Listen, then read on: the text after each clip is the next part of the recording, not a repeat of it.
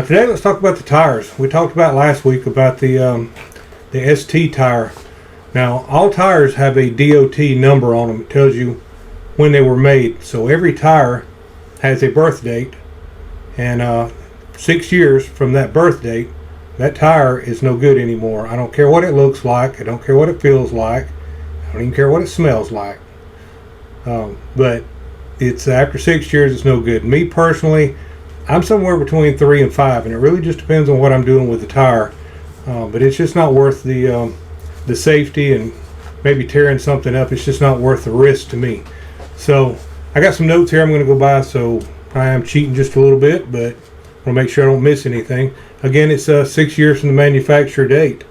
To wait any longer than that, it's just gambling with the integrity of the tire, and I'm just not willing to gamble with that, especially with my family. And I like me just as much as I do them, so I'm not willing to do it. So there's a thing that's called, and I got to read this because I can't never remember it, but after 5 years, tires begin experiencing what's called thermo-oxidative degradation. Yeah, that's real easy to say, and I had to read it because I can never remember how to pronounce it. Anyway, it's a chemical reaction in the tire, and that's when they start breaking down. And that's when it starts impacting the safety of the tire. So look on the side of your tires if you're not sure when they were made. There's four numbers on there. The 4 numbers, when it's broke down, and I'll put a picture of this. I'll put a picture of this in the video. I'll have to go find one and put it in there. But it'll be 4 numbers, and the first 2 numbers is the week of the year that the tire was manufactured. And the last 2 is going to be the last 2 of the 4-digit year. So let's say the number was 3020. So that would have been the 30th week of 2020. That's how you can tell how old the tire is. And again, manufacturers say 6 years from the date of birth. That is the date of birth. Again, personal preference, I'm somewhere in the 3 to 5 range. I will never go 6. At 6, if they tell you that they're bad at 6, I'm taking them off way before then. So anyway, go back to my notes here and see what I got. Finding your tire size, recommended tire pressure, and other information. All of you've probably seen the YouTube videos where they show you in the side of the door where you open the door. I think it's called a B pillar. Yeah, A pillar's in front. That's a B pillar. So on the B pillar in the doorway, you'll find a sticker, and it'll tell you what the vehicle came with. Okay, a lot of you know, especially these guys that want to tow, and people like me that might be doing something with it a little more severe sometimes. We don't have the tires on there that came with it originally. So when you lift a truck, put bigger tires on it, change a tire, even a manufacturer sometimes. Say you change the rating of the tire, like a G or an F or a D, it will make a difference in your tire pressures that goes in that tire. So let's say you bought a truck. Let's just use a half-ton pickup truck. Most of those came with tires on them that cost for 32 to 35 PSI. Okay, you put a thicker sidewall on there, and you're going to start ending up with tires that call for 50 PSI or 60 PSI. In my case, I have a dually. Mine on the truck, when they came on the truck in the door, it says there's 65 PSI. However, I have upgraded the tires on my truck. My tires now call for 80 PSI. So don't always just assume that whatever vehicle you're driving or towing with, that's the tire pressure that's on the decal in the door jamb. That is probably not correct if the tire doesn't look right. Even with cars can be different, but cars typically are going to be somewhere 35, 41. I think I've seen on some of them, like with these low profile tires. But anyway, they're going to be a lot different than a truck tire. So always be sure that you're reading on the sidewall of the tire that you've actually got on the vehicle, and see what it recommends for a cold pressure. And cold pressure is what you want to go with. Go out and inflate your tires after you've been driving. Is just going to make the tire pressure high, and then when they cool off, it's going to be low next time you start. So You want to go out before you ever start driving for the day when the tire pressure is cold. That means you haven't been driving it and the tires haven't been heating up. So go out and check it when they're cold. Even if it's 80 degrees outside, it's still a cold tire pressure because they haven't been driven, creating heat. So check them then and then set them to the appropriate PSI. I don't know how often really you should check your tires. I check my tires every other tank of fuel. Now I visually inspect them every time I stop. I walk around my trailer, I visually inspect the tires. I've even got a handheld laser thermometer, so I can point them at the tire and the wheel and the hub, and I can see if anything is abnormal. I also run a tire pressure monitor system, and it tells me how much pressure is in each tire, what the temperature of it is, that kind of stuff. Also gives me a heads up if I got a problem before it absolutely goes bad. Typically, you can always have one disintegrate on you, but typically it's going to give you a heads up something's up before it happens. So if you don't have a tire pressure monitor system, get you one.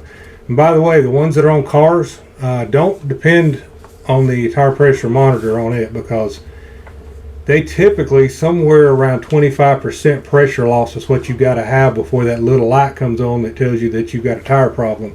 Well, at 25%, say in a car you're at 50 pounds and you lose 25%, well, you're almost riding on the rim at that point, so you really don't want to be doing that.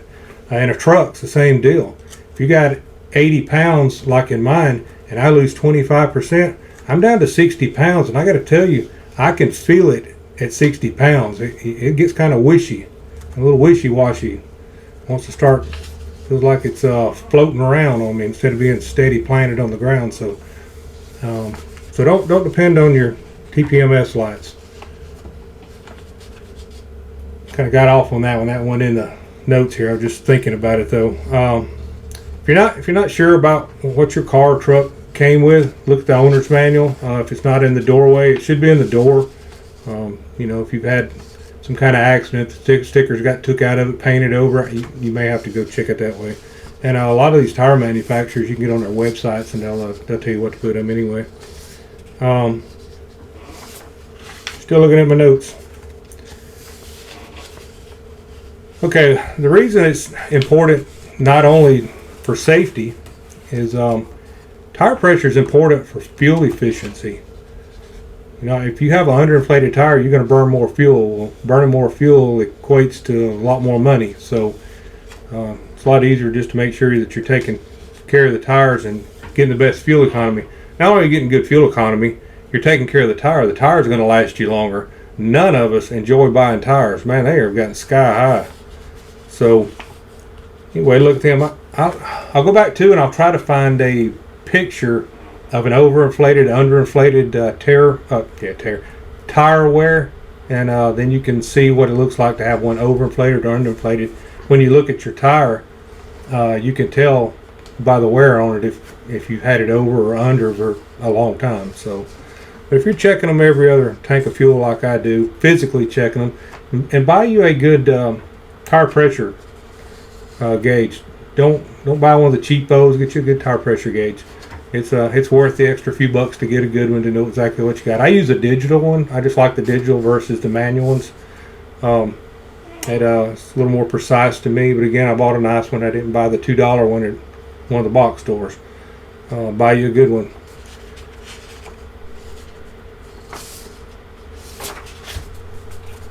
I did pretty good. I just covered everything on that page and wasn't even looking at it. Weather's another one.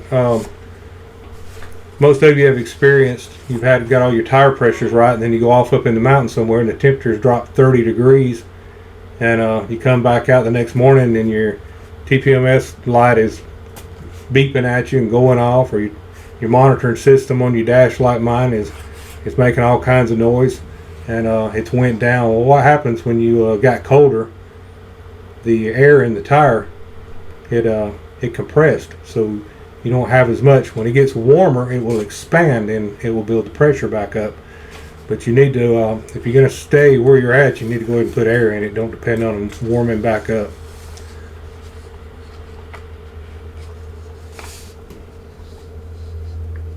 altitudes. Altitudes know, and if you travel up in the mountains or out west up in the Rockies, you can expect to see tire pressures change. I don't know if you guys have ever experienced having a balloon in a car and then you climb way up a mountain somewhere and all of a sudden the balloon pops. It's because of the pressure change. The tires are the same way. They're going to build pressure the higher you go. And then occasionally you're just going to have permeation, and permeation is, even though it's a tire and it's solid, it will lose air, and I don't know, a pound or two a month maybe, but they will lose air over time.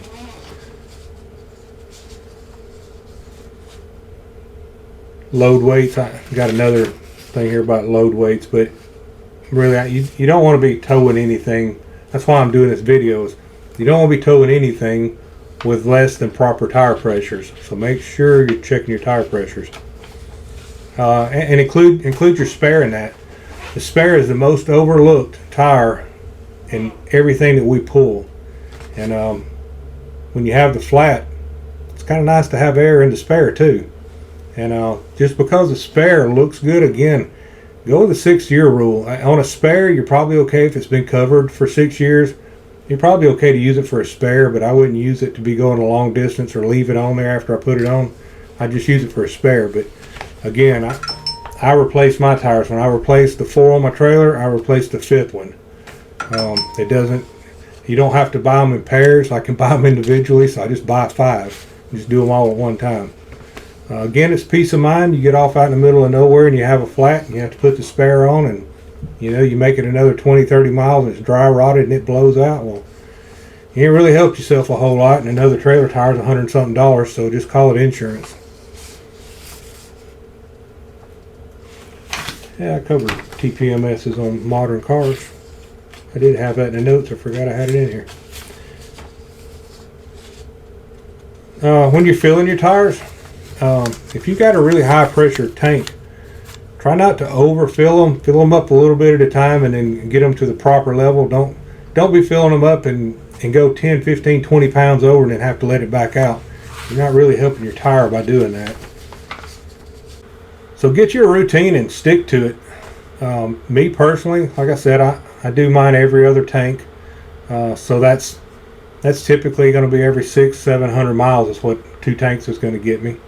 Towing, now if I'm not towing, I can get almost 1,000 miles, but again, I'm not putting the pressure on them like I am pulling a trailer. So just get your own schedule, whatever it is that you think works for you. If it's every tank full, if it's every other tank full,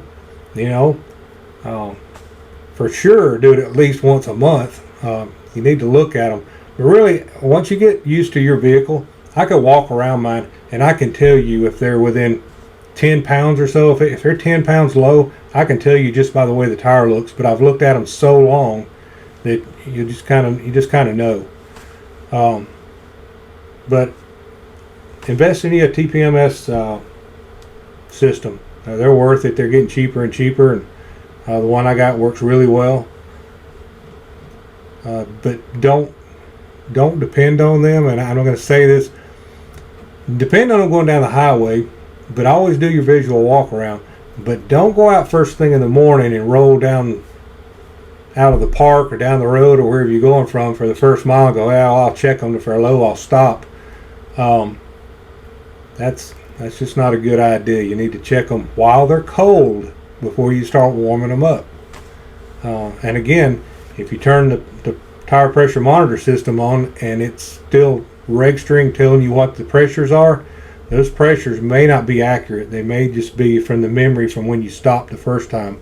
They may not be accurate. Now mine, if mine goes to sleep, they actually have to wake up when you first start going down the road. It usually takes a mile or so, and then all the sensors wake up, and it keeps running the batteries down. I don't know if all of them are that way, but I know my particular one is.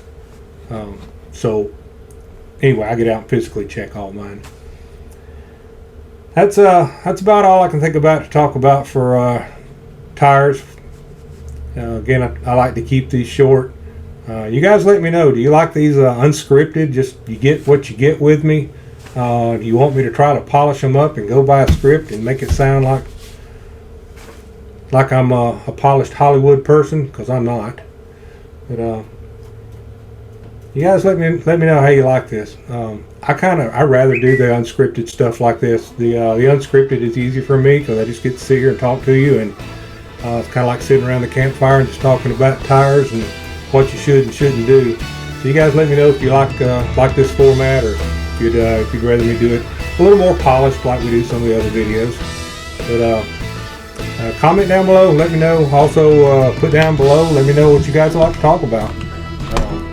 Put down a comment if I've missed something or if I'm wrong about something, because I very well can be wrong about something. That happens all the time.